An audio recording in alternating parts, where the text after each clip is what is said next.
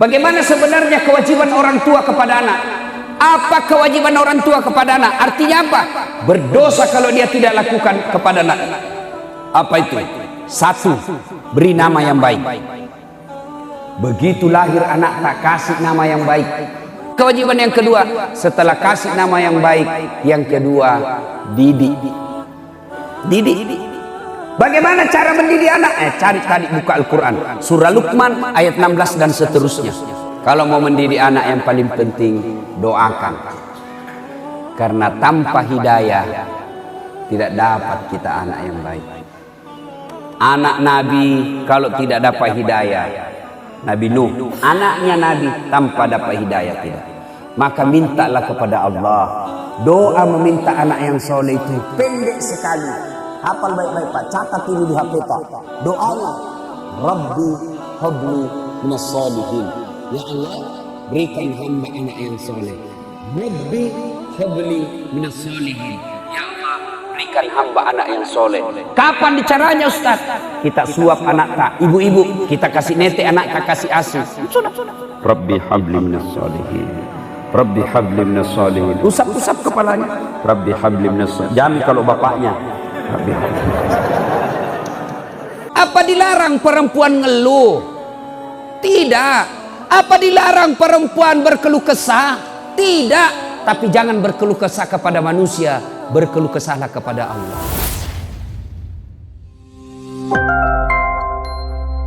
Sallu ala Nabi Muhammad. Tersebutlah sahabat Nabi. Sahabat Nabi itu artinya hidup sesama dengan Nabi, ketemu dengan Nabi, beriman kepada Nabi, dan matinya pun tetap beriman kepada Nabi. Itu namanya sahabat.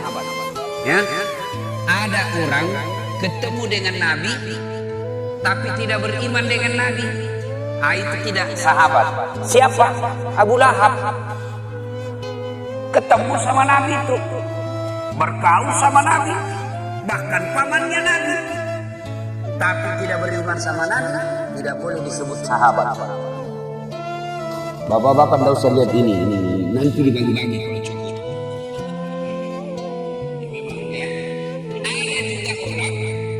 Ada juga orang ketemu dengan Nabi, bergaul dengan Nabi, beriman dengan Nabi, tapi matinya tidak beriman dengan Nabi. Dengan campuri jangkrik, dengan campuri DC, berakhir dengan kafir. Tidak bisa disebut sahabat. Siapa? Abdullah bin Ubay. Dia beriman sama Nabi, sahabat dengan Nabi, bertemu dengan Nabi, tapi terakhirnya murtad, keluar dari Islam. Tidak boleh disebut sahabat. Yang disebut sahabat, ketemu dengan Nabi, bergaul dengan Nabi, beriman kepada Nabi, matinya pun tetap beriman kepada Nabi. Ini tidak banyak. Sahabat ini bernama Alqamah. Bagus ibadahnya. Di mana Nabi dakwah ada di depan. Kalau Nabi berjamaah di belakang ada Alqamah. Tapi anehnya ketika sakaratul maut tidak bisa syahadat. Dibimbing oleh Bilal, la ilaha illallah. Alqamah cuma bilang la, tidak, kaku bibirnya. Bilal lapor sama Nabi, ya Rasulullah, Alqamah madang ide oleh mas syahadat.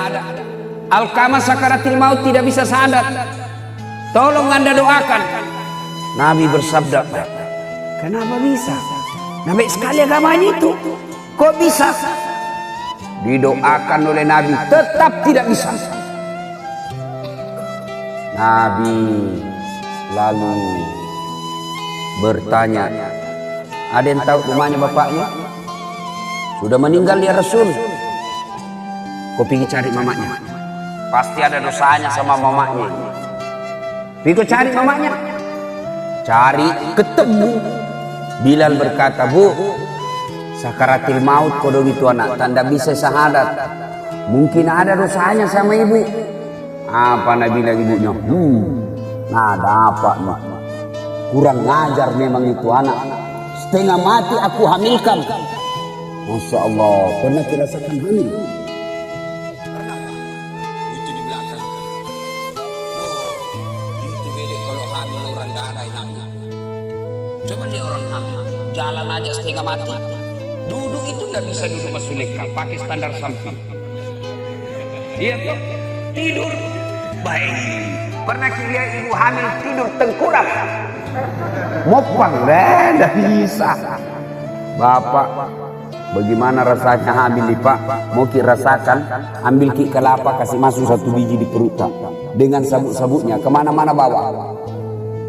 Itu ibu-ibu kemana-mana kan dia bawa. Setengah mati, tidur tidak ada enaknya. Menghadap ke kanan kosong, menghadap ke kiri sesak napas, satu jenaknya kayak pasrah. Coba, kalau kita laki-laki menderita, paling menderita kalau ngidam istrinya. Pernah ada bapak-bapak, Ustaz apa doanya supaya berhenti ngidam? Saya bilang apa ngidamnya istri? Dia bilang, nanti dia bisa tidur kalau dia lihat saya di atas lemari duduk. Mulai berhenti kok, nak bodoh-bodoh kok itu. Jadi kalau istrinya mau tidur jam 9, setengah 9 naik di atas lemari. Berarti ini sisa kasih. Dia bilang ini, setengah mati aku hamilkan, setengah hidup aku lahirkan. Coba lihat ibu-ibu kalau melahirkan. Ada enggak ibu-ibu melahirkan senyum? Ada ibu-ibu melahirkan senyum?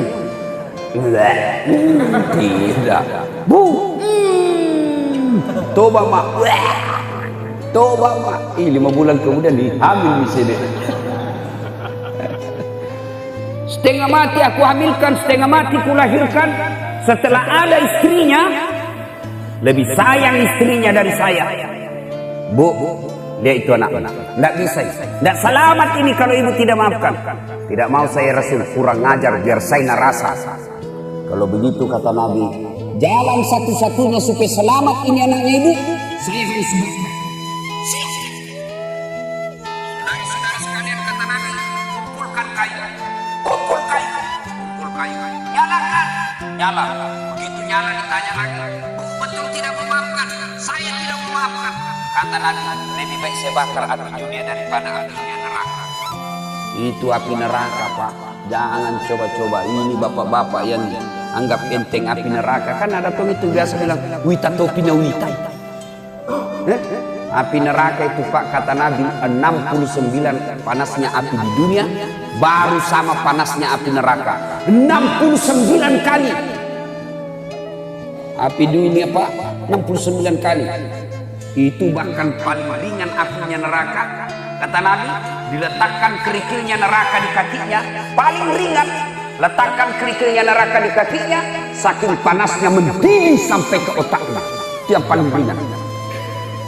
Jadi kalau bapak-bapak mau bayangkan api neraka, coba maki ambil ki api, nyalakan kompor gas, kasih masuk tangan tak. Kalau bapak merasa ringan, aman. Tapi kalau baru api rokok lompat maki, oh hati-hati kecekali. Hati-hati. Api neraka itu kan ada 4 tingkatan. Api yang Allah ciptakan itu ada 4 tingkatan. Tingkatan pertama, api yang warna merah. Ini apinya para perokok. Coba lihat kalau merokok, kayak orang bodoh-bodoh. Apa kerja itu? Isap buang. Beleng-beleng. Sekali-kali isap kunyah. Nah, masa kunyah? Itu saja lah kerja 10 menit. Beleng-beleng. Ada merokok di sini?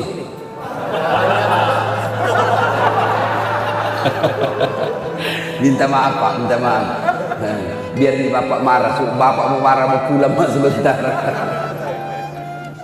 Dia bilang Nabi, lebih baik api dunia siksa kau daripada api neraka. Kau tidak bakal tahan itu api neraka. Nyala, diangkat, Alqamah diangkat ramai-ramai. Kata Nabi, lempar masuk api. Begitu mau dilempar, ibunya berteriak, tahan, jangan kau bakar anakku ya Rasul. Memang dia kurang ajar, memang dia durhaka, tapi sudah kumaafkan dosa-dosanya. Tidak ada artinya sakit hatiku ketimbang melahirkan dia. Tidak ada artinya sakit hatiku ketimbang hamil dia 9 bulan dalam perutku. Saya maafkan dia ya Rasul. Begitu dia bilang saya maafkan, Nabi berkata, letakkan, turunkan, turun. Pas turun, ditanya kembali ibunya, Bu, betul kita maafkan? Betul ya Rasul. Lalu Alqamah dituntun dan akhirnya dengan susah payah mengucapkan La ilaha illallah Muhammadur Rasulullah. Meninggal dunia. Apa hikmah dari kisah ini, Pak? Sahabatnya saja Nabi, hidup sesama dengan Nabi, didoakan langsung mulutnya yang Rasulullah sallallahu alaihi wasallam tidak bisa selamat ketika sakaratul maut, menghadapi sakaratul maut dengan susah. Gara-gara apa? Durhaka sama ibunya. Ini kejadian lebih 1400 tahun yang lalu. 1400 tahun yang lalu. Apakah tidak ada sekarang seperti itu? Anak durhaka? Wow, lebih banyak lagi sekarang. Anak-anak kita sekarang tinggi sekolahnya, tinggi tungkulan ajarannya. Bahkan saya baru-baru dapat, Pak. Saya mau pergi taksiah di Makassar, mau pergi ceramah di Makassar. Tiba-tiba ada ibu-ibu menelpon saya. Assalamualaikum Ustaz. Waalaikumsalam. Sambil menangis ini ibu. Ustaz, tolong cepat datang ke rumahku Ustaz. Tolong saya Ustaz. Saya bilang, ibu kenapa? Tenang-tenang ibu. Dia menangis terseduh-seduh. Kenapa ibu? Dia bilang, tolong Ustaz, meninggal suamiku, tidak tahu kamu urus bagaimana Ustaz. Mana anak-anaknya? Tidak ada anak-anakku Ustaz, sibuk semua Ustaz. Saya sudah telepon, tidak ada yang bisa datang. Ini kejadian sebenarnya. Lalu saya datang ke rumahnya, saya batalkan ceramahku, saya suruh ganti orang. Menangislah ini di depan jenazah suaminya. Saya bilang, mana anaknya? Teleponnya, mari saya telepon. Dia kasihlah nomor telepon anaknya yang pengusaha di Samarinda. Pengusaha, banyak duitnya. Saya telepon anaknya. Tabek Pak, ada berita duka, meninggal bapak Pak. Apa dia bilang? Oh, sudah lama memang sakit itu bapakku. Saya bilang, jadi bagaimana Deng? Ditunggu ki atau apa? Apa dia bilang? Sudahlah Ustaz, biar saya pulang tidak merubah keadaan. Biar saya pulang tidak hidup lagi bapak. Banyak pekerjaan di sini. Begini saja Ustaz, tolong kirim SMS-kan nomor rekening tak. Semua biaya pemakaman dan pengurusan jenazah bapakku kita yang ngatur. Coba, kaya ini anaknya, tinggi sekolahnya, tapi karena tidak dididik agama dengan baik, seperti ini kejadiannya. Nauzubillah min dzalik. Saya baru-baru pulang dari Jepang. Saya kaget itu Jepang, Pak. Hampir setiap rumah ada anjing. Dan itu dipelihara anjing lebih mahal biayanya daripada anak yatimnya Indonesia. Ada restoran itu khusus kasih makan anjing. Datang itu warga ke Jepang, datang ke situ hanya untuk kasih makan anjingnya. Adalah saya tanya, karena dia punya 4 anjing. Saya tanya, kenapa tidak ada anak ikut? Tidak ada anak. Anak istri, suami istri. Kenapa tidak bikin anak? Kenapa anjing kau pelihara? Apa nak bilang? Kalau anjing saya pelihara, meskipun uangku keluar, paling tidak jadi hiburan buat saya. Sampai tua saya bisa main-main sama anjingku. Kalau anak setengah mati ku lahirkan, tua, maka kasih masuk ke panti jompo. Tidak ada gunanya pelihara itu anak. Coba.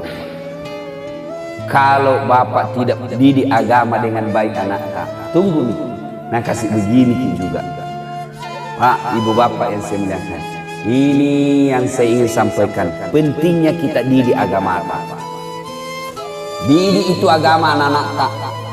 Apakah salah kalau dia anggota DPR? Tidak. Bagus kalau dia jadi anggota DPR. Tapi kalau tidak bagus agamanya, tidak ada gunanya nanti itu anak tak ketika kita mati. Apakah tidak bagus anak tak sekolah tinggi-tinggi, profesor, dokter? Bagus kalau anak tertinggi sekolahnya. Tapi kalau tidak bagus agamanya, tidak ada semua gunanya itu gelarnya untuk kita nanti kalau mati.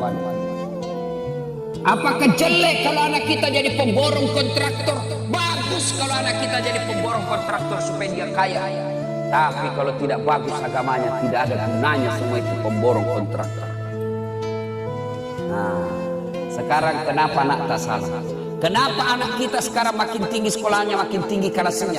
Bandingkan zaman kita kecil dulu. Jangankan bicara kasar sama orang tua, ipole wajo-wajona tomato atap mani pak. Mau lewat depannya orang tua tak boleh kalau ada tamunya. Kalau ada tamunya bapak kita lewat, kasih bola matanya, lani mati. Sekarang kasih boleh mata tapak apa nak bilang nak tak? Kenapa mata tapak? Nah, sekarang pertanyaan, bagaimana cara mendidik anak? Silahkan baca buku pedoman pendidikan anak. Silahkan baca hasil-hasil riset orang-orang modern. Silahkan baca majalah buku tentang cara mendidik anak. Tapi bapak keliru dan sesat kalau tidak membuka Quran mendidik anak. Itu ada dalam Quran. Ada yang tahu? Seorang manusia biasa, bukan nabi, bukan rasul, tapi jago dalam mendidik anaknya, hebat dalam mendidik anaknya. Akhirnya dikasih nama surah dalam Al-Quran karena hebatnya dalam mendidik anaknya. Ada yang tahu siapa dia? Siapa? Angkat tangan, saya kasih hadiah. Siapa? Luqmanul Hakim. Bapak dapat hadiah. Hadiah pak. Silakan, silakan. Ini uang barakah. Nah, ambil. Nah, ada juga sebut di sana tadi Luqmanul Hakim, tapi jauh nggak dapat hadiah. Itu hikmahnya pak. Kalau dengar ceramah dekat-dekat, pak dapat di uang. Itu hikmahnya. Namanya Luqmanul Hakim. Diabadikan dalam Quran karena dia hebat dalam mendidik anak. Bagaimana Luqmanul Hakim mendidik anaknya? Yang pertama dia didik anaknya apa? Ya bunayya la tusrik billah. Wahai anakku, jangan kau mensyirikatkan Allah. Yang pertama diajarkan anak kita akidah la ilaha illallah Muhammadar Rasulullah. Tiada Tuhan selain Allah, Muhammad adalah Rasul Allah. Itu dulu diajarkan. Bagaimana aplikasinya itu akidah? Termasuk keyakinan tentang 3 hal. Perbaiki akidahnya anak kita ini. Apa itu? Nah, jodoh itu di tangan Allah. Nah, ajal itu di tangan Allah. Nah, rezeki itu di tangan Allah. Biar kau setengah mati, kau pakai akalmu, kau pakai kakimu, kau pakai tanganmu. Kalau bukan rezekimu tidak masuk ke kantongmu. Sebaliknya, biar kau tidak kerja keras, kau hanya buka toko sederhana, tapi karena rezekimu datang dari Allah, tidak ada yang bisa halangi kamu. Itu akidah. Cuma kita jarang ajar anak kita begini. Coba Ibrahim alaihissalam. Ketika Ibrahim alaihissalam tua, dia kumpul anaknya. Apa dia tanyakan anaknya? Anakku, ma ta'buduna min ba'di. Nanti kalau bapak mati, nak apa kamu sembah? Kita kalau tua apa kita bilang sama anak tak? Nah, ma ta'kuluna min ba'di. Nanti kalau mati karena apa kamu makan? Sangin makanlah saja anak tak kita pikir. Padahal tidak ada orang mati kelaparan di sini. Ada mati kelaparan di sini? Tidak ada pak. Nah, pertama didik anak kita adalah akidah. Bagaimana sebenarnya kewajiban orang tua kepada anak? Apa kewajiban orang tua kepada anak? Artinya apa? Berdosa kalau dia tidak lakukan kepada anak. Apa itu? 1. Beri nama yang baik. Begitu lahir anak tak kasih nama yang baik. Ada bilang gitu, orang bilang, apa arti sebuah nama? Oh bodoh itu kalau ada orang bilang begitu. Bayangkan kalau tidak ada semua nama tak di sini. Bagaimana kita mencoblos caleg? Kalau tidak ada namanya. Bagaimana bapak mau telepon saya ceramah kalau bapak tidak punya nama? Halo, ada ustaz? Ustaz yang mana? Ada itu yang pendek. Oh, banyak ustaz pendek di Makassar. Bagaimana? Nama itu penting.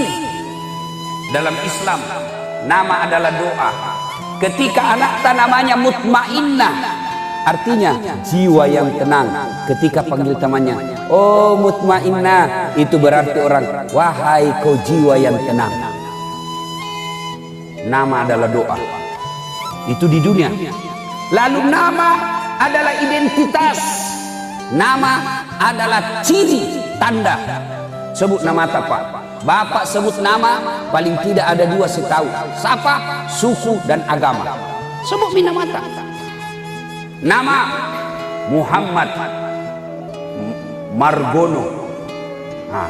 Islam. Jawa. Itu. Nama Bertus Magaluntung. Di sana Toraja ini. Kristen. Dari nama bisa ditahu agamanya orang. Abdul Jabbar 99% pasti muslim. Ambot Dalle kan dalaka kalau orang Jawa. Mana nama orang Jawa namanya Ambot Dalle? Tidak ada itu. Kalau Jokowi ayah, Prabowo ayah, Margono, Susilo Wambamudiono itu Jawa. Kalau Ambot Dalle, Bugis lah itu orang Bugis tidak mau kalah sama Udin sedunia. Pernah dengar itu Udin sedunia? Ada juga namanya Ambok sedunia. Ambok yang banyak rezekinya namanya Ambok Dalle. Ambok yang setiap berniaga untung terus namanya Ambok Upe. Ambok yang tidak pernah lolos kalau mencalek namanya Ambok Saka.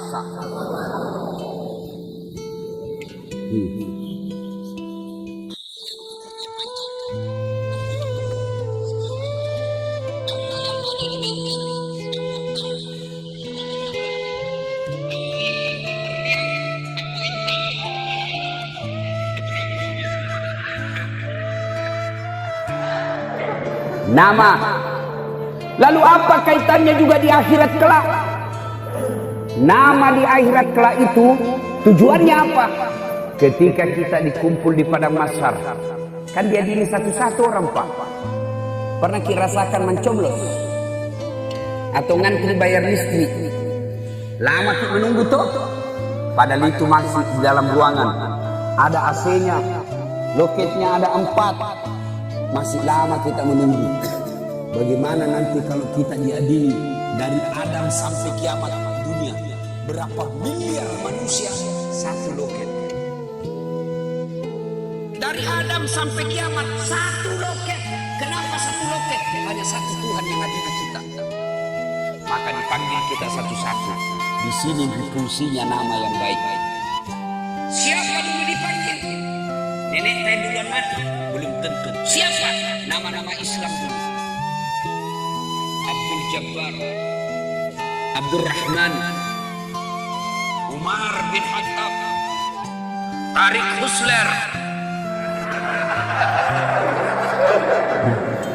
Das'at Latif. Itu dulu dipanggil. Fatimah, Mutmainnah, Aisyah. Itu dulu dipanggil. Nama-nama Islam dulu. Joni, Tony, Ningsi, Nining, Joko. Di belakang Joko. Dipanggil juga, Pak. Dipanggil juga tapi di belakang. Dipanggil juga Bapak, dipanggil tapi di belakang. Maka celakalah orang yang namanya tidak diislami, Pak. Makanya orang tua kewajibannya kasih nama yang baik-baik. Ada kawan saya, bagaimana minum air? Dicari Al-Quran tidak ada, dicari Injil tidak ada, dicari Taurat tidak ada, dicari kitab Sabur tidak ada. Di mana didapat namanya? Kita belum tahu.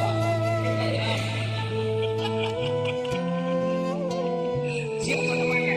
Ternyata anak Sunan Adam. Di kitab lontar didapat. Bagaimana kita Ustaz yang sekarang? Nama kita sudah tidak Islam dulu, kita tidak tahu. Islamkan nama kita dengan cara apa? Tambah nama Muhammad di depannya. Coba. Bapak ingat sejarahnya almarhum Bapak Pembangunan Indonesia. Siapa namanya? Dulu sebelum haji namanya Soeharto. Pergi tanah suci. Raja waktu itu sahabat beliau rajanya Raja Saudi. Dilihat, wah ini Soeharto setengah mati nih di akhirat nanti. Terlambat dia dipanggil nanti ini. Maka diislamkanlah namanya menjadi Haji Muhammad Soeharto. Bapak yang sudah terlanjur namanya Ambotang, kasih di situ Haji Muhammad Ambotang.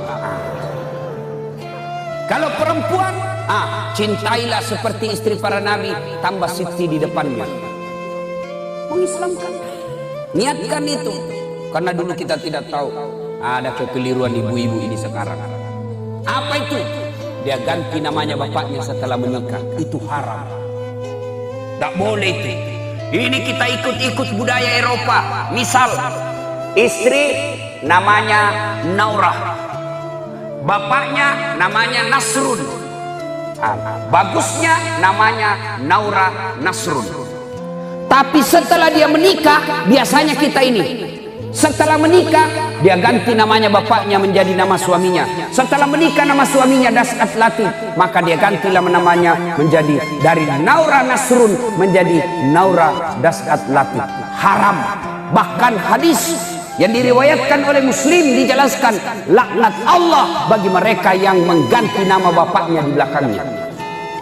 Laknat Allah. Kenapa tidak boleh, Ustaz? Karena mengaburkan keturunan. Tidak tahu. Jadi kalau misal itu kan Naura nama istri saya, bapaknya nama Nasrun, Naura Nasrun, tidak boleh menjadi Naura Das'at Latif. Tidak boleh.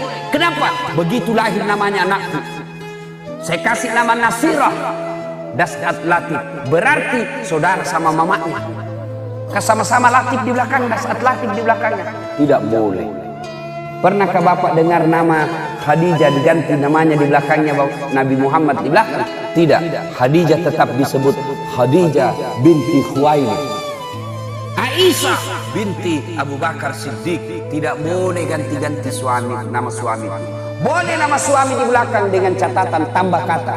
Misalnya Naura Nasrun, istrinya Das'at Latif. Boleh. Boleh. Jangan ikut-ikut, Pak. Nah, ibu bapak, saudara-saudara sekalian, kasih nama yang baik. Yang kedua, kewajiban orang tua, cara mendidik anak, kewajiban yang kedua. Setelah kasih nama yang baik, yang kedua, didik. Didik. Bagaimana cara mendidik anak? Cari tadi buka Al-Quran. Surah Luqman ayat 16 dan seterusnya. Cara mendidik anak, kasih contoh yang baik. Biasanya kita tidak kasih contoh yang baik. Anak tadi larang merokok, baru kita merokok. Awas wah, ku dapat kau merokok, saya kasih rokok kau itu dengan bungkusnya. Marah-marah, jangan memang kalau ku dapat kau merokok. 10 menit kemudian dia bilang, nak, kau belikan nggak dulu rokok. Tomat-tomat kajili-jili. Apa? Kau larang anakmu merokok, baru kau merokok di depannya. Bagaimana ceritanya? Ada yang merokok di sini kan? Berhenti maki Pak merokok, berhenti ki Pak. Saya doakan ki berhenti merokok Pak. Nah bilang baik itu rokok Ustaz. Kalau Bapak bilang baik itu rokok, panggil anak tak sama istri tak pagi-pagi minum kopi, suruh juga merokok di depan tak. Kalau kita bilang baik, ya. Tapi sebenarnya itu Pak, rokok itu tidak merusak. Insya Allah tidak merusak itu rokok Pak. Yang penting jangan ketemu api. Silakan pegang maki saja. Ini yang penting jangan bakar. Tidak merusak itu. Yang penting tidak ketemu api. Nah, kalau sudah ketemu api rusaklah itu Pak. Ada lagi yang bilang tidak bisa Kak kalau tidak merokok Ustaz, tidak jalan otakku. Balik-balik itu. Buktinya Ramadan jalan di otakmu. Berhentilah merokok Pak. Yang merokok tabung itu pembeli rokok Pak. Pergi umroh sama Ustaz Das'at. Itu lebih manfaat daripada Bapak. Tidak ada gunanya. Nah, satu didik anak. Nah, yang kedua maksud saya.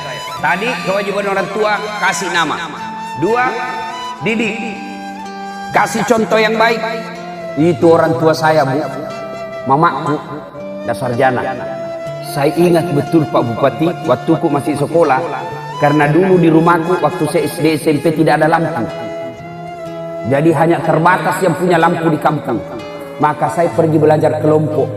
Apa yang terjadi kalau saya belajar kelompok? Itu mamaku natunggui Kak di bawah rumah. Padahal anaknya laki-laki. Kalau saya belajar dari jam 7 sudah isya sampai jam 9 di bawah rumahnya itu orang menunggu Pak. Padahal anaknya laki-laki. Kita anaknya perempuan pergi les dibiarkan begitu saja. Begitulah cara mendidik anak. Yang ketiga, kewajiban orang tua. Berdosa kalau dia tidak lakukan. Kasih nama, didik. Yang ketiga, kasih makan. Soal makan jangan makin cemas. Tapi orang tua sekarang makannya dia anaknya cemaskan, tidak dicemaskan agamanya. Makan dia makin cemas. Ada yang mati kelaparan di sini? Tidak ada. Selalu saya kasih contoh. Bapak tahu cicak? Tahu cicak? Apa namakan itu cicak? Apa? Nyamuk. Masuk akal nggak? Masuk akal cicak makan nyamuk? Satu terbang, satu di dinding. Bagaimana caranya? Nggak masuk akal. Tapi apa kata lagu-lagu dulu? Cicak di dinding, diam, merayap, datang. Cicak yang datang, nyamuk yang datang seekor nyamuk. Tidak Nabi bilang, cicak lompat ke nyamuk. Tidak, jatuh kasihan kalau dia lompat. Cicak, nyamuk datang ke mulutnya. Hap, lalu ditangkap. Nyamuk itu Pak, perintah Allah ya masuk ke perutnya, masuk ke mulutnya cicak. Itu cicak tidak sarjana, tidak ada tanahnya, tidak pernah cemas soal rezeki, Allah yang ngatur. Maka bapak-bapak, ibu-ibu jangan makin cemas soal perutnya anak-anak. Saya Pak, kalau dilihat pekerjaannya bapakku, tidak mungkin anaknya bisa sekolah tinggi.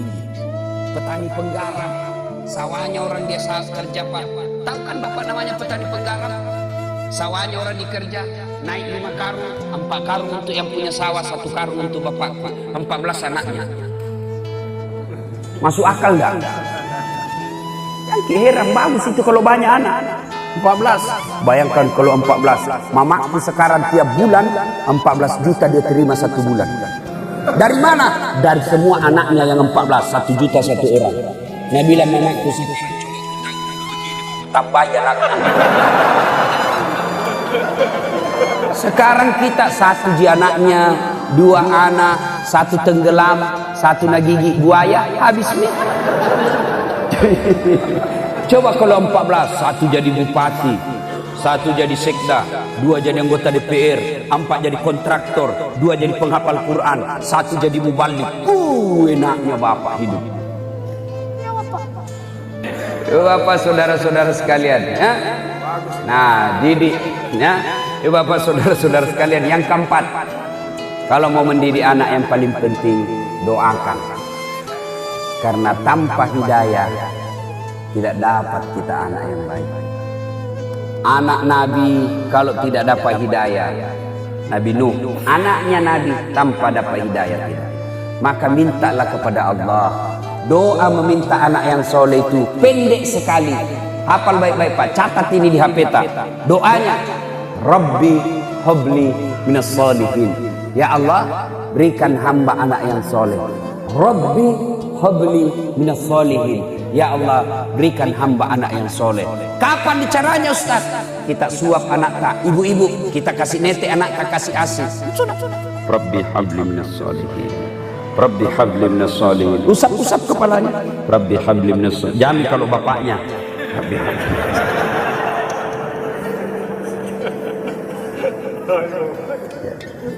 Makan anak tak, suap. Disuap anak tak, doakan lagi. Rabbi habli minas solihin. Mama kau nak mama. Rabbi habli minas solihin.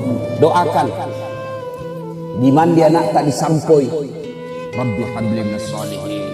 Mau pergi sekolah peluk, bisik di telinganya, Rabbi habli minas solihin. Nak tanya ke anak tak, apa aja itu mak selalu kita baca? Saya doakan kina supaya jadi anak yang soleh. Ini biasa kita orang tua tidak mau ki sama anaknya. Sama anaknya tetangga, mana mama tak nak? Itu sama anaknya orang, sama anak tak, mana kok? Sama anaknya sendiri kasar. Nah, Rabbi habli minas solihin. Saya doakan kina supaya kita beriman, soleha, soleh. Sampai di sekolah diajak bolos sama temannya. Ayo bolos. Apa nak bilang anak tanda? Karena doakan tadi mamaku anak soleh. Ada kemanakanku Pak. Sudah mau maghrib masih main bola. Sebagai patur. Sudah mi, ayo masuk ke masjid. Pergi masjid jamaah sama om. Kemudian sedikit lagi om. Tunggu ini. Begitu asan masih main bola. Terpaksa Ustaz Daskat masuk lapangan. Saya bisik telinganya. Rabbi habli minas solihin. Langsung menangis Pak, menangis. Heran semua orang lihat, jago na Pak Ustaz. Nabisi jika menakannya na menangis. Dia tidak tahu telinganya saya bisi, tanganku dibawa makan jiki.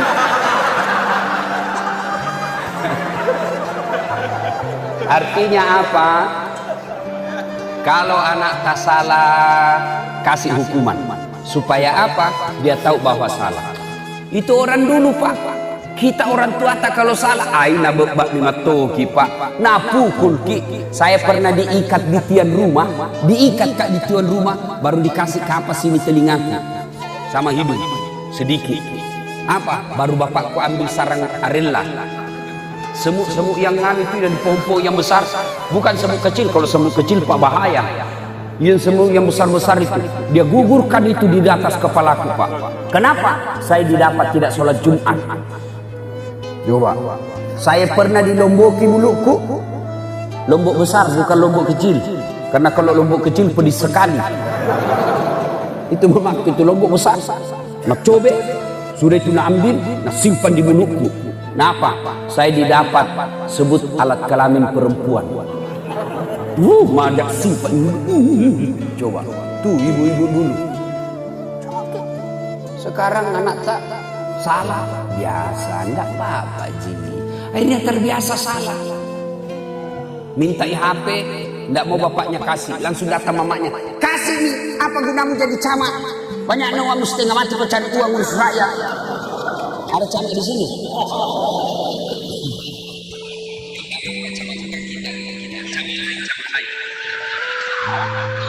Setengah mati kau nih. Tak mungkin Pak Bupati ku sebut. Tak aku pacamamu saja.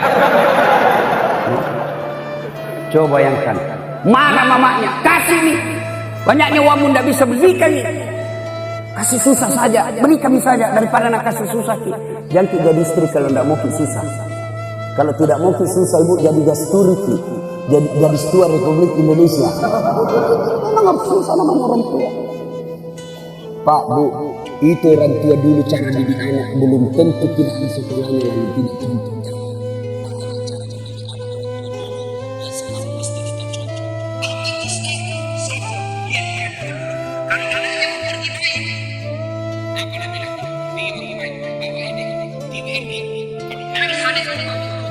Akhirnya apa? Kita saling membela bersaudara. Dulu satu tempat tidur 4 di atas. Apa tujuannya? Ada jadi intel. Mak, pacarannya ke kakak. Kenapa kau tahu? Aku dapat suratnya. Karena kita satu tempat tidur, ditahu. Coba mati. Dulu kalau kita makan jelas jadwalnya. Makan pagi, makan siang, makan malam. Tidak boleh makan sendiri-sendiri. Makan kita sama-sama. Pada saat kita makan, ibu bapak nasihati kita dalam bahasa Bugis. Nah, Andre makasih nah, ajak musesai. Itu orang tua dulu. Sekarang anak-anak kita makan apa? Ambil nasi, ambil ikan, ambil sayur, masuk di kamar masing-masing. Itu tidak bagus itu. Orang tua dulu. Coba orang tua dulu. Kalau kita minta uang, langsung kasih. Tidak. Apa? Isi kobak mandi dulu. Pelko dulu itu tangga, baru dikasih. Untuk apa? Mengajar anak kita bahwa cari uang itu tidak gampang. Orang tua dulu. Sekarang mulai hilang semua. Satu anak satu kamar, satu anak satu TV, satu anak satu handphone. Akhirnya sampai di rumahnya tidak pernah ketemu saudara. Masuk di rumah masing-masing pakai handphonenya, tidak pernah ketemu saudaranya. Sampai di dalam video call sama temannya, dia teleponlah temannya. Apa nak bilang cowoknya?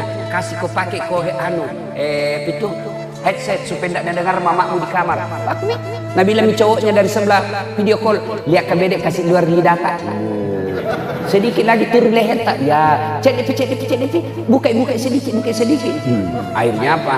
Anak tak terbiasa pornografi, ketemu hamil anak-anak.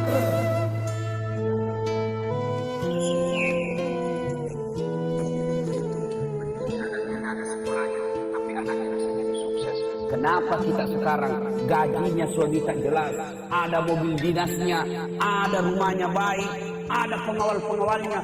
Kenapa kita tidak bisa mendidik anak kita? Nah, ini perlu kita evaluasi dan kembali. Juga Bapak, saudara-saudara sekalian, inilah saja kiasi kita pada pagi kita pada ini.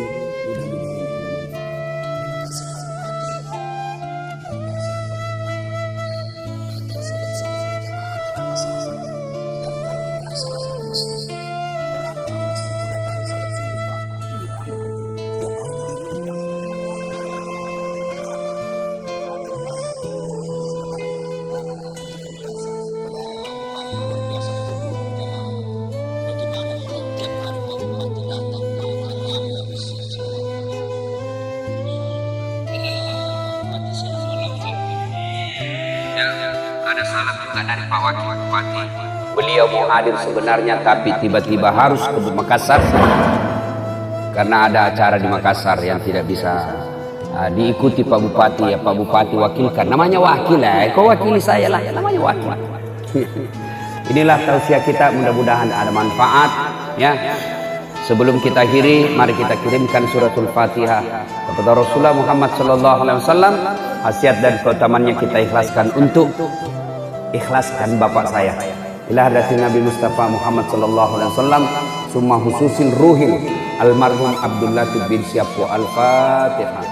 Dalam hidup tentu kita tidak bisa melupakan jasa perempuan. Banyak orang yang ditelantarkan oleh bapaknya, tapi begitu banyak orang yang bisa besar meskipun tidak punya bapak, tapi bisa menjadi orang sukses karena kasih sayang ibu. Saya bisa jadi ustadz meskipun saya tidak pernah mondok,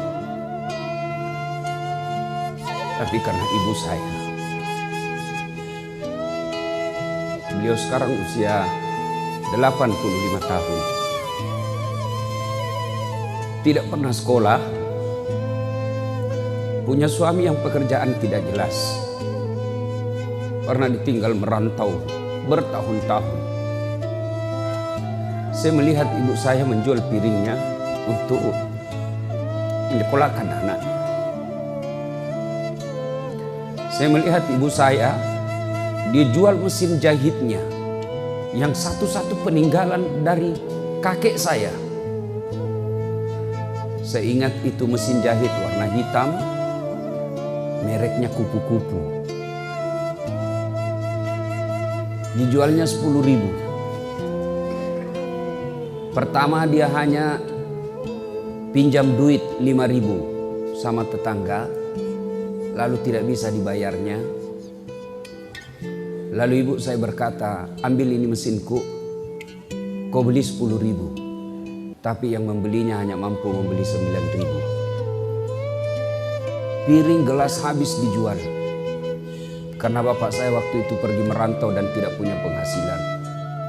Tapi ibu saya gigih menyekolahkan anaknya. Alhamdulillah, dari ibu yang tidak punya sekolah itu,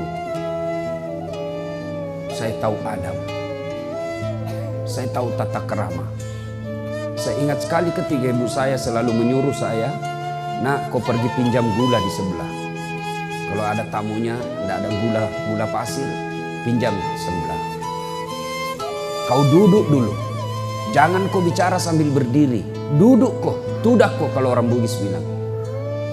Ajak mumak bicara tetong, duduk kamu, jangan kau berbicara sambil berdiri. Tidak adab itu. Begitu dipeliharanya adab untuk anak. Saya pernah dikasih lombok merah yang besar, ditumbuk, dikasih di mulut saya. Karena saya didapat berbicara kotor. Begitu peliharanya adab. Padahal ibu saya tidak ada sekolah, tidak pernah ikut majelis taklim, tidak pakai jilbab besar zaman itu. Tapi alhamdulillah kami anak-anaknya punya adab. Dan inilah puncak dari semua ilmu, adab. Tidak ada gunanya tinggi fikih, tasawuf, tadarrus. Kau tidak punya adab, tidak ada gunanya itu semua. Dan alhamdulillah ibu saya mampu menanamkan itu. Tentu kita heran, kenapa ibu-ibu sekarang tinggi sekolahnya. Fasilitas di rumah lengkap. Suaminya punya gaji bulanan. Sopirnya pun ada. Mau ke pasar juga diantar. 2 anaknya kok tidak bisa dididik. Ini tentu menjadi koreksi buat kita semua. Kok ibu-ibu bisa begini sekarang? Zaman dulu masak aja susah. Tapi berhasil menjadi anaknya menjadi Buya Hamka. Menjadi anaknya seperti pendiri pesantren ini. Lalu kenapa kita sekarang yang mapan? Ekonomi bagus, rumah baik, ber-AC, kendaraan baik, pekerjaan tiap bulan dapat gaji. Anak kita cuma 2 kok berantakan. Ini tentu koreksi buat kita semua. Ibu-ibu yang saya muliakan. Dalam Islam, perempuan tidak bisa dinafikan perjuangannya. Dalam Islam, perempuan tidak bisa dilupakan jasa-jasa besarnya. Ibu-ibu, usia berapa Rasulullah diangkat menjadi rasul? Berapa? 40. Berarti Siti Khadijah umurnya waktu itu berapa? Berapa? 65 tahun. Saat itu Rasulullah pulang dari Gua Hira. Lalu Rasulullah berkata, "Wahai istriku, selimuti saya kedinginan." Ibu-ibu, kira-kira kalau suaminya menghilang 3 hari tidak ada kabar, lalu pulang kedinginan, "Bu, selimuti saya." Kira-kira apa jawaban ibu? Hah? Apa jawaban ibu? Selimuti saya. Apa kira-kira ibu langsung ambil selimut? Tidak. Diinterogasinya suaminya. Dari mana kau? Dari mana kau tiba-tiba kedinginan? Mana handphonemu? Maka semestinya istri yang baik tidak banyak bertanya ketika datang suaminya, "Dari mana kau?" Tapi dia akan berkata, "Sami'na wa ata'na." Saya dengar dan saya taat. Istri yang baik, pulang suaminya mau cari nafkah atau dapat nafkah, maka dia akan bertanya, "Bang, apa yang kau butuhkan sebelum kau tidur?" Itu dong. Cuma ini sekarang perempuan kan banyak dirusak otaknya dengan emansipasi. Akhirnya tinggi sekolahnya, tidak bahagia dalam rumah tangga. Maka istri yang baik seperti Khadijah, tidak banyak tanya ketika perintah suami. Maka jangan heran perempuan dulu setelah menikah tidak banyak pertanyaannya. Betul-betul dia nafdikan hidupnya untuk anak dan suaminya. Sehingga perempuan dulu insya Allah gampang masuk surga. Kenapa dia gampang masuk surga? Betul-betul diabdikan untuk rumah tangga. Coba lihat perempuan sekarang. Gelar bertumpuk, pekerjaan banyak, tapi anaknya tidak bisa dididik. Iya toh? Masih usia 3 tahun, kasih apa? Guru. Dia kasih gurunya. Apa sih sekolah itu yang kecil-kecil? PAUD. Saya punya anak, saya tidak kasih sekolah, tidak usah PAUD. Kau itu tugasmu sebagai istri. Masa kau kasih orang lain untuk didik anakmu? Tidak usah PAUD. Nanti 7 tahun, kita dulu juga 7 tahun baru sekolah belajar A, B, C, 1 tambah 1, 2. Usia 7 tahun itu. Sekarang anak-anak masih 2 tahun sudah diambil gurunya. Kapan sama ibunya? Maka jangan heran anakmu tinggi sekolah banyak duitnya, tapi tidak punya sopan santun sama orang tuanya.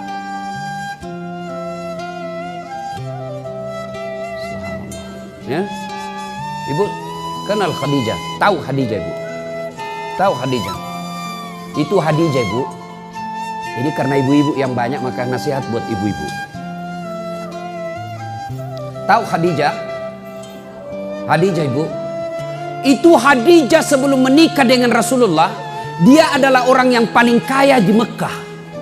Paling kaya di Mekah waktu itu. Kekayaannya 2/3 barang-barang mewah di Mekah miliknya Khadijah. 2/3 barang mewah di Mekah miliknya Khadijah. Subhanallah. Tapi ketika setelah menikah dengan Rasulullah, beliau miskin. Dan ingat, ketika Rasulullah Khadijah sakaratil maut, itu baju yang dipakai, bu. Baju yang dipakai Khadijah 8 kali tambal. Tahu tambal, ibu? Hah? Koyak, robek, dikasih kain. Iya toh? Tapi hebatnya di bajunya Khadijah, tambalan ke-8-nya tidak lagi pakai kain. Pakai apa? Pelepah daun kurma. Kenapa? Sudah habis kainnya Nabi. Terbayangkan miskinnya? Ada di sini ibu-ibu 8 kali tambal bajunya. Bukan, yang ada 8 kali beli baju 1 bulan. Ya, iya. Khadijah ketika sakaratil maut, dia panggil anaknya Fatimah. Fatimah, ta'al, anakku sini dulu. Kenapa bunda? Ini sebentar lagi saya akan menghadap kepada Allah. Tolong mintakan serbannya bapakmu. Serban, tahu serban ibu? Mintakan serbannya bapakmu yang selalu dia pakai menerima wahyu. Minta, saya mau pakai untuk kain kafan. Mudah-mudahan serbannya bapakmu itu, yang tak lain serbannya Rasulullah, saya jadikan kafan sehingga saya terhindar dari azab kubur. Lalu anaknya berkata, bunda, bunda aja yang minta. Minta sama bapakku. Apa kata Khadijah? Oh ibu, bu, dengar ini bu. Apa kata Khadijah? Saya malu minta sama bapakmu. Masya Allah. Habis hartanya untuk bantu dakwanya Nabi, minta serban, malu sama suaminya. Masih adakah istri sekarang yang malu minta sama suaminya? Nah ibu-ibu malu minta sama suami. Jangankan minta, dicuri. Sudah disembunyi, tidak dikasih, masih dicari. Sampai-sampai ada bapak-bapak yang pelit betul. Ini bapak yang tidak beres juga. Pelit. Dia dapat honor. Dia ikat lah itu honor duitnya. Ya ini bukan hak istri saya, bukan gaji bulanan. Ini honor tambahan. Dia ambil itu duitnya, dibungkus kantong plastik kresek. Lalu diikat karet. Dia mau sembunyi di bantal. Dia dapat istriku. Dia mau sembunyi di bawah kasur. Masih didapat. Terpaksa dibawa karpet. Begitu istrinya bersihkan kamar, didapat itu bungkusan. Ini kan ibu-ibu sekarang pandai cari duit. Dia teriak, lah pak, duit apa ini? Yang mana? Yang dibungkus plastik warna hitam. Duit apa? Duit sial. Maksudnya apa? Setengah mati kau sembunyi, kau dapat pula. Lalu Khadijah berkata, saya malu minta sama bapaknya. Didengar oleh Rasulullah. Didengar oleh Rasulullah. Datang Rasulullah kepada Nabi, kepada istrinya. Wahai Ummul Mukminin, karena Rasulullah itu tidak pernah memanggil nama istrinya. Ini pelajaran buat bapak-bapak nih. Jangan pernah manggil nama istri. Khadijah itu dipanggil oleh Nabi, ya Ummul Mukminin, ibunya orang Islam. Aisyah beliau panggil ya Khumaira, yang kemerah-merahan pipinya. Karena memang Siti Aisyah merah delima pipinya. Maka bapak-bapak mulai besok, tahun baru Hijriah ini, panggil istrinya dengan panggilan kasih sayang. Misalnya istri mancung hidungnya, panggillah istrimu, wahai istriku yang termancung hidungnya di palang-pannya. Nggak mancung hidungnya Ustadz, giginya kau lihat. Justru giginya yang mancung, lehernya kau lihat. Lehernya pun jelek, alisnya kau lihat. Mana yang bagus? Jangan terlalu jujur. Mentang-mentang istrinya gendut, dut.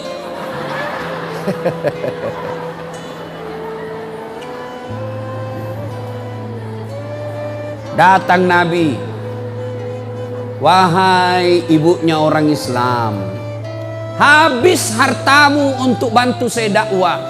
Ketika Nabi diboikot 3 tahun, diboikot saat awal-awal Islam dakwah, itu kan diboikot itu Bani Hashim. Tidak boleh bertransaksi dengan Bani Hashim, tidak boleh bekerja sama dengan Bani Hashim. Puluhan orang Islam yang wafat waktu itu. Habis hartanya untuk Khadijah untuk bantu umat Islam pada saat itu. Nabi berkata, habis hartamu untuk bantu saya. Hanya ini keserban yang kau minta. Ya Rasulullah, sebentar lagi ajal menjemput. Saya minta mudah-mudahan engkau mau memberiku kain serban. Menetes air matanya Nabi terharu. Tiba-tiba muncul Jibril. Lalu Jibril berkata kepada Nabi. Karena Jibril tidak bisa bicara kepada Khadijah. Jibril hanya boleh berbicara kepada Nabi dan Rasul. Ya Muhammad, sampaikan kepada Khadijah ada salam dari Allah Subhanahu wa ta'ala. Masya Allah, Khadijah, Allah titip salam kepadanya. Apa enggak bangga ibu? Saya saja pernah dapat ucapan selamat hari raya dari Pak JK Yusuf Kalla. Bu, bangga saya, Bu. Kepada yang terhormat Dasat Latif, Wakil Presiden Republik Indonesia, dengan ini mengucapkan selamat Hari Raya Idul Fitri. Mohon maaf lahir dan batin. Taqabbalallahu minna wa minkum, taqabbal ya karim. Salam hormat Muhammad Yusuf Kalla, Wakil Presiden Republik Indonesia. Itu ucapan selamatnya, Bu. Saya bawa pulang kampung. Saya kasih lihat semua sepupuku di kampung. Kau lihat ini, sepupumu. Coba, itu baru kartu lebaran kita sudah bangga. Wakil presiden, padahal wakil presiden ada habis jabatannya. Bagaimana kalau Allah yang titip salam? Dan itu Allah titip salam kepada Khadijah. Lalu Jibril pun berkata lagi, ya Muhammad, sampaikan kepada Khadijah ada salam dari Allah, dan Allah telah menyediakan Khadijah istana dalam surga. Masya Allah. Sudah surga, istana lagi. Sudah dalam surga, sudah kenikmatan, tambah lagi istana. Istananya, kata Jibril, sampaikan kepada Khadijah, Allah sediakan istana dalam surga yang terbuat dari mutiara. Ibu tahu mutiara? Tahu mutiara? Kenapa tidak dikatakan terbuat dari jamrud, terbuat dari berlian, terbuat dari emas? Kenapa terbuat dari mutiara? Karena ternyata Khadijah punya sifat seperti mutiara. Apa sifat mutiara, Ibu?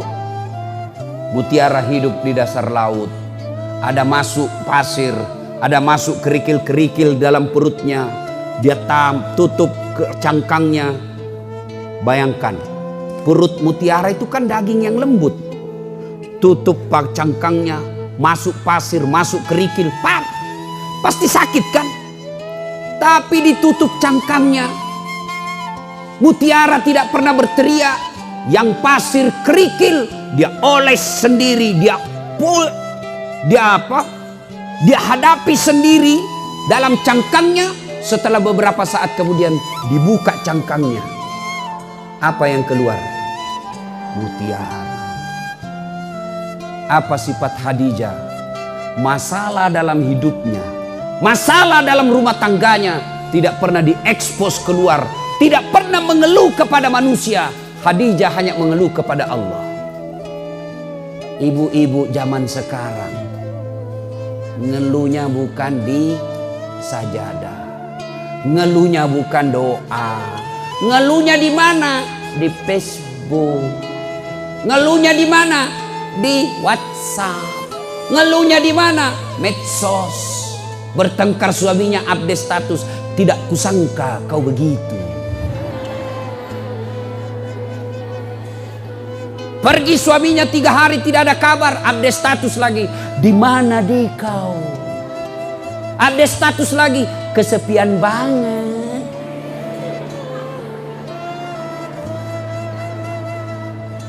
Apa dilarang perempuan ngeluh? Tidak.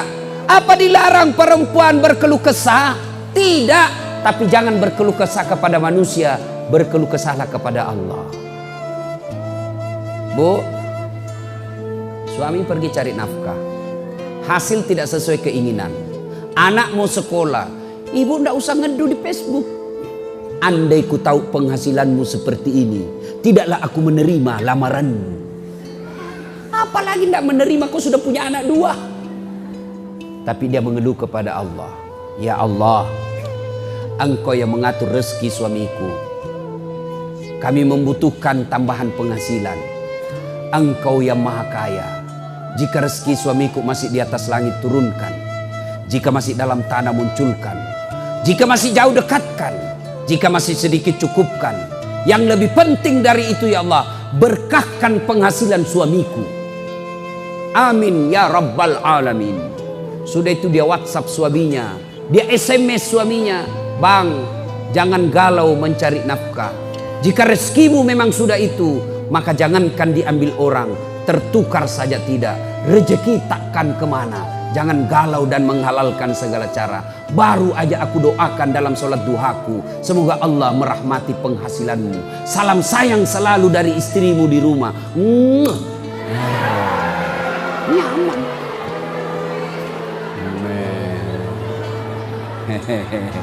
Ini anak-anak nih lagi jatuh cinta ya. Ada nama Hayati di sini? Ada? Ibu-ibu, kalau saya cerita kalau orang Padang, saya selalu ingat itu film terkarya Buya Hamka, Tenggelamnya Kapal. Siapa nama laki-lakinya? Siapa nama ceweknya? Hayati, aku akan bawa cintaku sampai mati. Inilah laki-laki kalau lagi jatuh cinta. Aku akan mengikutimu. Kemana kau pergi aku ikut. Kau ke gunung aku akan mengikutimu. Gunung kan kudaki, lautan ku seberangi, masjid kau lewati. Dek, cewek. Halo Ahwat. Jangan kau percaya kalau cowok lagi jatuh cinta, jangan. Bohong itu. Satu-satunya makhluk yang tidak boleh kau percaya, laki-laki ketika dia jatuh cinta, bohong itu. Semua enak-enak dia bilang. Dia bawakanlah kau coklat, dia bawakanlah kau bunga. Malam sebelum tidur, adindaku sayang, gimana kabarmu di sana? Aku menunggumu di sini kesepian. Pret.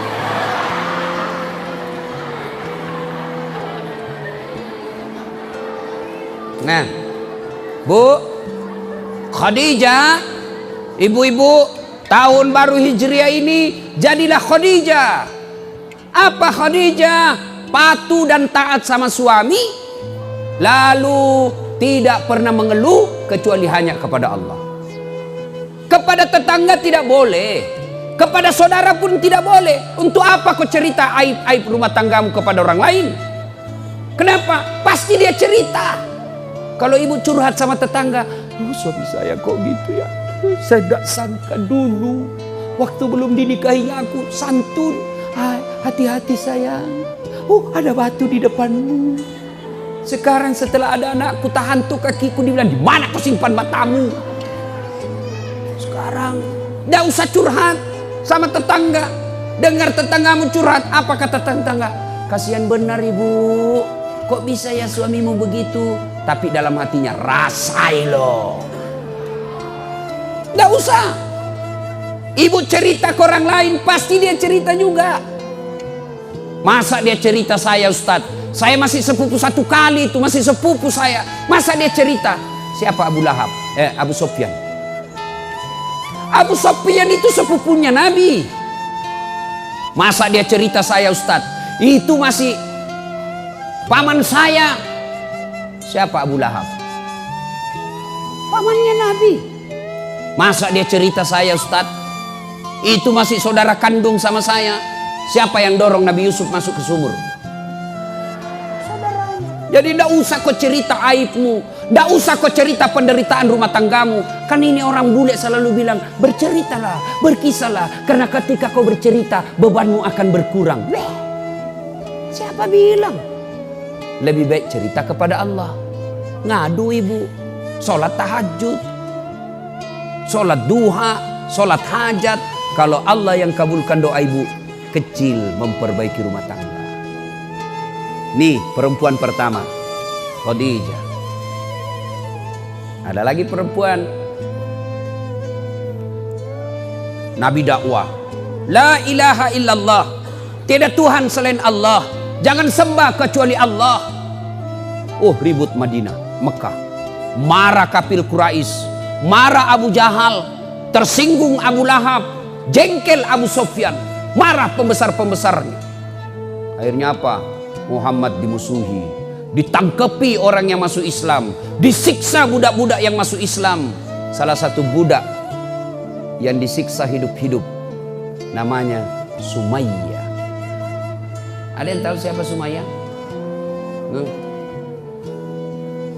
Ini ibu-ibu bapak guru, perkenalkan ini tokoh Sumayyah kepada adik-adik santri kita, santriwati, supaya dia punya sifat seperti Sumayyah. Sumayyah kan budak, hamba sahaya. Beda pembantu dengan hamba sahaya, ibu. Kalau pembantu itu punya hak, digaji tiap bulan, dia dilindungi, itu pembantu. Kalau hamba sahaya itu hak milik, sama handphone kita punya. Mau ditendang, mau dijual, mau dibakar. Nama hamba sahaya. Nah, ini Sumayyah hamba sahaya. Ditangkap satu keluarga. Dicebur dalam tanah, dikubur dalam tanah sampai di leher. Suaminya, anaknya. Dijemur berhari-hari. Apa? Hanya diminta, Sumayyah, kau berhenti mengimami Muhammad. Kau berhenti keluar dari Islam. Saya berikan kamu harta. Saya bebaskan kamu dari budak. Saya merdekakan kamu. Apa kata Sumayyah? Tidak. La ilaha illallah Muhammad dan Rasulullah. Saya kasih kau duit. Tidak. La ilaha illallah Muhammad dan Rasulullah. Saya kasih kau rumah. Tidak. La ilaha illallah Muhammad Rasulullah. Tidak goyang imannya. Akhirnya Abu Jahal jengkel. Kurang ngajar ini budak ini. Sudah tanam hidup-hidup. Sampai di leher. Dilempari. Menderita. Besoknya dilepas. Lalu diikat di tiang. Dijemur lagi. Lalu Abu Jahal membujuk Sumayyah. Sumayyah, saya tahu kenapa kau terlalu percaya sama Muhammad. Kau tidak pernah bisa meninggalkan Muhammad. Karena Muhammad gagah. Kamu pasti jatuh cinta sama Muhammad. Marah Sumayyah. Dia kumpul semua liur yang ada di mulutnya. Diludahi itu. Mukamu tidak lebih hina dari kotoran onta. Bayangkan bangsawan Mekah waktu itu diludahi mukanya oleh budak, itu penghinaan yang luar biasa. Marah Abu Jahal, diambil tombak, lalu ditombaklah Sumayyah. Berkali-kali di dadanya, wafat tergantung dalam ikatannya, diikat dalam kayu, di kayu, lalu wafat Sumayyah dengan tombak ada di badannya. Perempuan Islam, orang yang pertama mati sebagai tumbal mempertahankan la ilaha illallah, bukan kaum laki, tapi apa? Kaum wanita, perempuan, dialah Sumayyah. Maka ibu-ibu, ajarkan akidah kepada anak-anak. Nah, kau menikah, jangan lihat kerjaannya, jangan lihat pekerjaan pangkatnya, ndak usah lihat sukunya, tapi lihat agamanya. Kalau agamanya baik, biarlah dia pegawai honor, insya Allah bertanggung jawab. Belajar dari Zainuddin dan Hayati. Kata Mama Nini, apa kau mau menikah dengan Zainuddin? Ndak jelas sukunya, ndak jelas asal usulnya. Nah, ditolak karena kesombongannya suku. Ya kan? Jangan lihat suku, jangan lihat pendidikan semata. Yang utama agama. Ajarkan itu kepada anak. Akidah namanya itu. Ibu boleh ajarkan akidah dengan cara lagu. Ibu-ibu dulu, ibu saya memperkenalkan Rasulullah melalui lagu. Lagu apa? Pada zaman dahulu kala, pada zaman sambil cuci piring gitu. Ada zaman jahiliyah. Saya dengar dari belakang sambil saya tanya, kenapa mak zaman jahiliyah? Dia lanjut laginya. Lahirlah seorang rasul yang terakhir dan mulia. Saya tanya lagi, siapa namanya mak nabi terakhir? Nabi Muhammad namanya. Siapa nama ibunya? Siti Aminah ibunya. Siapa bapaknya? Abdullah nama ayahnya. Di mana tinggal? Di Padang atau Makassar? Madinah tempat tinggalnya. Terus kenapa mak? Dia lanjut lagi lagunya. Setelah dewasa diangkat menjadi rasul. Saya tanya, siapa yang angkat mak? Pak Camat atau Pak Lurah? Oleh Allah yang kuasa. Allah itu siapa mak? Pencipta alam semesta. Itu ibu-ibu dulu lagunya kalau maulid itu yang begitu. Bulan Isra Mi'raj lagi, nyanyi lagi. 27 Rajab Nabi Muhammad diisrakan dari Masjidil Haram ke Masjidil Aqsa. Itu lagu-lagu dulu ibu-ibu kan begitu. Marah-marah suaminya menyanyi. Insaflah wahai manusia. Itu lagu ibu dulu. Datang suaminya, dia usap-usap kepalanya, lalu menyanyi. Bila kamu di sisiku. Ibu-ibu pasti hafal ini kan. Itu ibu-ibu dulu lagunya. Sekarang lagunya ibu-ibu modern apa? Pulang-pulang, apa dulu? Begini dulu, datang suaminya, nyanyi dia. Apa lagunya? Lalai lalai lalai, panggil aku sejamlai. Abang jarang pulang, aku jarang dibelai. Ya, Bu, ajarkan akidah. Anak-anak kan sekarang senang lagu, iya toh? Senang lagu itu anak-anak. Ajarkan lagu, tapi lagu-lagu yang ada akidah. Ada kan lagu kita dulu waktu kecil. Apa lagunya zaman kecil dulu?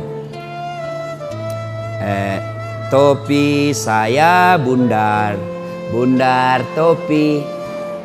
Kalau bukan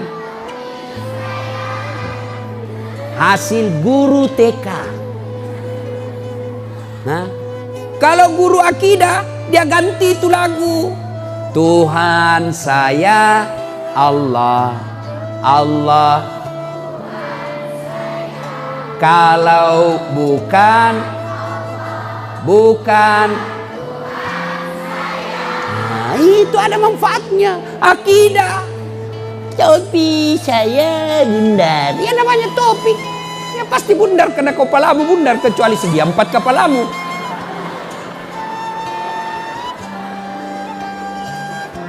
Ya. Nah, jadi ajarkan akidah. Seperti Sumayyah wafat mempertahankan akidahnya. Dalam pergerakan Islam, ketika Nabi hijrah dari Mekkah ke Madinah, Nabi transit di Gua Zur. Adik-adik tahu Gua Zur? Tempatnya Nabi apa? Bersembunyi 3 hari 3 malam bersama siapa? Siapa? Abu Bakar Siddiq. Pada saat itu ada tokoh wanita yang sengaja naik mendaki gunung. Ibu-ibu yang pernah ke Tanah Suci, biasanya kan kita dibawa siara itu di Gua Zur.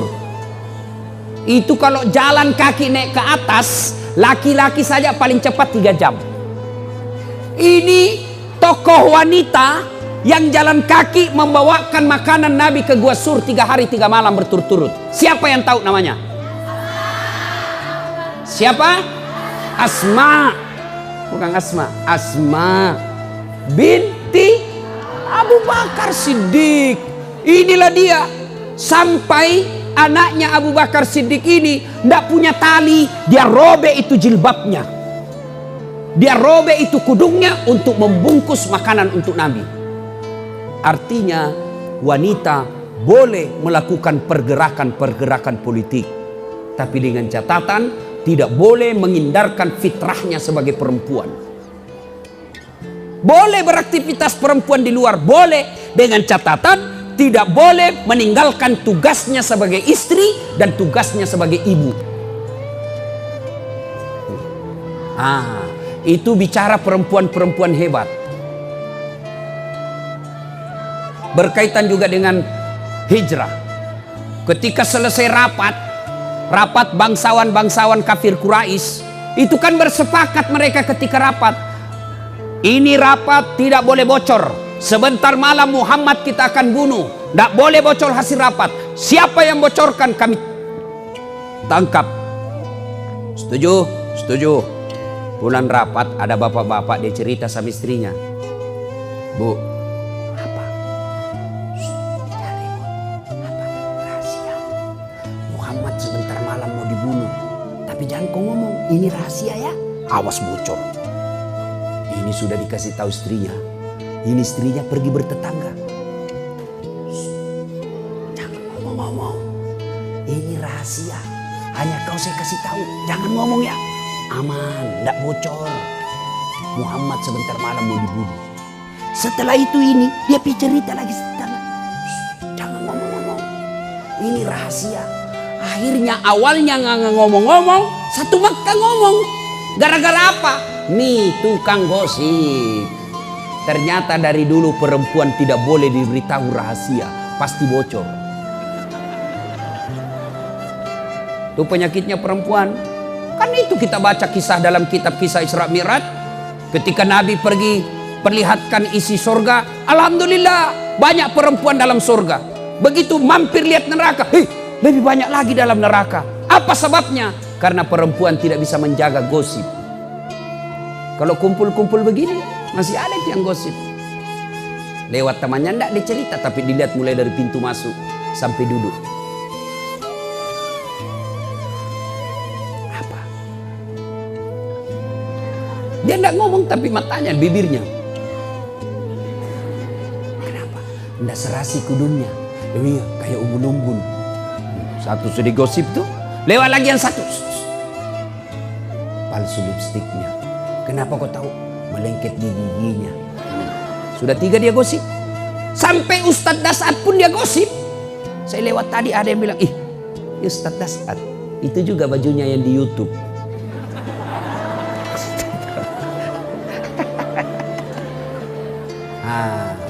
Bu, kata Nabi, ada 6 sifat yang menghancurkan amalmu. Dia hancurkan tadarusmu. Dia hancurkan tahajudmu. Dia hancurkan Senin Kamismu. Dia hancurkan semua amal-amal kebaikanmu. Ada 6 kata Nabi. Satu di antara 6 penghancur amal itu kata Nabi, qillatul haya, kurang rasa malu. Berikutnya, Nabi pernah jalan ke suatu tempat. Dalam perjalanan menuju tempat tersebut, Nabi melewati pemakaman. Tahu pemakaman, Ibu? Tahu? Ketika Nabi lewat, contoh-contoh ini ya. Nabi dari sini mau ke sini, tapi Nabi melewati kuburan, pemakaman. Sini pemakaman. Begitu Nabi lewat sini, Nabi bersabda, langkahkan kakimu dengan cepat. Sahabat langkahkan kaki, cepat-cepat sampai Nabi di tujuan sini. Setelah selesai urusan Nabi balik lagi, rute yang sama. Setelah tiba di sini, sahabat langsung langkahkan kaki dengan cepat lagi. Tanpa diperintah Nabi, mereka langkahkan kaki cepat. Nabi bilang, tidak usah buru-buru, santai saja. Biasa saja.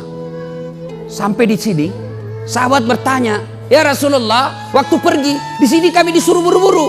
Pulang kok tidak lagi, ada apa? Nabi menjelaskan, andai saja kau diberi telinga seperti pendengaranku, maka kau akan tahu betapa disiksanya ini orang di kubur. Saya tidak tahan mendengar, maka saya langkahkan kakiku cepat-cepat supaya saya tidak dengar dia disiksa di kuburnya. Waktu pulang tidak lagi disiksa. Kenapa? Saya dapat berita dari Jibril. Allah perintahkan Jibril, perintahkan malaikat yang menyiksa di kubur, hentikan siksaanmu. Tidak mungkin ini anak orang tuanya kusiksa di kubur, sementara anaknya lagi belajar mengaji membaca basmalah. Bismillahirrahmanirrahim. Baru anaknya baca basmalah, orang tuanya sudah dilepaskan dari siksa kubur. Nah, ini yang banyak sekarang. Anak-anak kita berantakan. Sopan sama cowoknya, kurang ajar sama mamanya. Nah, ibu-ibu, bu, Pak, kalau anak kita jabat tangan sama bapak, dia cium enggak tangannya? Cium tangannya bapaknya? Enggak, saya lihat dia cuma sliding. jabat tangan. Itu anak-anak kita ke jabatan. Itu bukan cium tangan itu. Cium tangan itu begini. Baru. Itu cium tangan. Anak-anak kita sekarang ya. Mak, saya pergi sekolah ya. Bukan cium tangan itu. Sekalinya cowoknya, iya Mbak. Dongo. Tahu dongo? Beleng-beleng. Tahu beleng-beleng? Dongo. Itu dia. Sama cowoknya sopan, sama bapaknya kurang ajar. Kenapa anak-anak kita sekarang begini, Bu? Kenapa? Kenapa? Salah satu sebabnya orang tua gagal mendidik anak. Prestasi ibu bukan jadi anggota DPR. Prestasi ibu bukan jadi insinyur, ketua partai, ketua ini. Bukan. Prestasi ibu yang dinilai di akhirat kelak, anak yang soleh dan soleha. Saya sibuk Ustadz, suamiku juga sibuk Ustadz, tuntutan pekerjaan sosial Ustadz. Oke, kalau sibuk bawa anak di pesantren. Nah ini fungsinya pesantren. Ibu kalau anak di pesantren, insya Allah makannya halal. Anak di pesantren, insya Allah temannya baik. Anak di pesantren, insya Allah salatnya berjamaah di masjid dan tepat waktu. Ya. Kadangkala anak dimasukkan pesantren, ibunya ndak tega. Ndak tega saya lihat anak saya. Kasihan. Satu kamar 8 di dalam, ndak pakai kasur. Makannya cuma tempe. Ada kakak saya dulu dikasih masuk pesantren anaknya. Ndak tega saya lihat anak saya. Kenapa? Makan tempe di dalam. Kasihan dia. Saya bilang bawa keluar anakmu, dia makan narkoba. Ya. Nah, ibu bapak saudara-saudara sekalian, inilah fungsinya pesantren. Bawa anak-anak kita, serahkan ke guru. Kalau ibu tidak mampu mendidik anak, mau ngajar ngaji anak, ibu juga tidak tahu ngaji. Mau ngajar fikih anak, ibu juga tidak tahu fikih. Ya sudah, dorong ke pesantren. Mudah-mudahan di pesantren insya Allah anak kita dapat hidayah dan keluar menjadi wanita muslimah yang akan menolong ibunya di akhirat kelak. Inilah tausiah kita, mudah-mudahan ada manfaat. Insya Allah lain waktu dan kesempatan kita akan lanjutkan. Terima kasih, mudah-mudahan ada manfaat. Sebelum kita akhiri, mari kita bersalawat kepada Rasulullah Muhammad SAW. Bisa Ibu? Salatullah salamullah ala toha. Salatullah salamullah ala yasin habibillah. Tawassalna bi bismillah wa bil hadi rasulillah wa kulli mujahidilillah bi ahlil badri ya Allah. Alhamdulillahirabbil alamin. Terima kasih, lebih dan kurangnya mohon dimaafkan. Kalau ibu-ibu masih mau dengar ceramah saya, gampang. Ambil HP, buka YouTube, tulis nama saya Dasat Latif. Keluar ceramah saya ratusan itu. Ada di situ judulnya metode mendidik anak. Kewajiban orang tua kepada anak, kewajiban anak kepada orang tua, ciri-ciri istri yang soleha. Itu banyak di situ. Silakan nonton. Sudah nonton, jangan lupa kasih tanda begini. Like. Jangan kasih gini ya. Kalau dikasih gini, ibu dicari malaikat pencabut nyawa. Masa ceramah dikasih gini? Nggak enaknya. Ya. Nah, cuma cepat habis kuotanya ibu. Karena 1 jam menguras kuota, maka saya sediakan yang tidak menguras kuota. Namanya cersi, ceramah singkat, 1 menit saja. Gimana caranya Ustadz? Follow saya di Instagram. Adek-adek ahwat, follow Ustadz Dasat di Instagram. Dasat Latif 1212. Sudah itu DM. Terima kasih ilmunya Ustadz. Mudah-mudahan ada manfaat, lebih dan kurangnya mohon dimaafkan. Sebelum kita akhiri, mari kita kirimkan suratul Fatihah kepada Rasulullah Muhammad SAW. Khasiat dan keutamannya kita ikhlaskan untuk